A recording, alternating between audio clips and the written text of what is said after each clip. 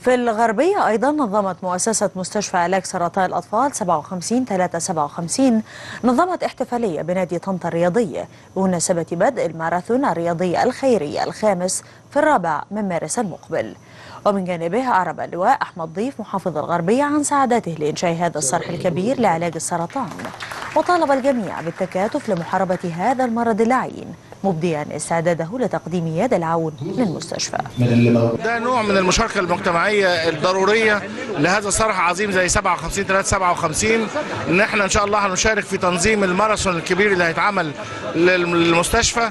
وغير كده هنشارك باذن الله المستشفيات جامعه طنطا ومستشفى التعليم العالمي في الاشتراك مع المستشفى 57 في الاشعه المطلوبه وفي العمليات المطلوبه وفي كل ما هو موجود داخل جامعه طنطا. بدعو للجميع انه هو يبادر ويتبرع لهذا الصرح العظيم في المستقبل باذن الله وفي الايام القادمه. وانا بقول الانسان الصحيح بدنيا واولاده حواليه وهم في صحه وعافيه المفروض هو يبادر من ناحيته ويقول انا بقول الحمد لله ان هو يقدم شكر بسيط ان هو يقدم ويتبرع لهذا الصرح العظيم. مستشفى 57 طنطا احنا معاها من بدايه المشوار ومعاها لما هتتوسع ومع كل عمل يخدم اهالي محافظه الغربيه وطنطا. بلدنا مصر، مدينتي طنطا، محافظتي الغربيه، وبالتالي انا الحاجات دي انا ما اقدرش اتاخر فيها.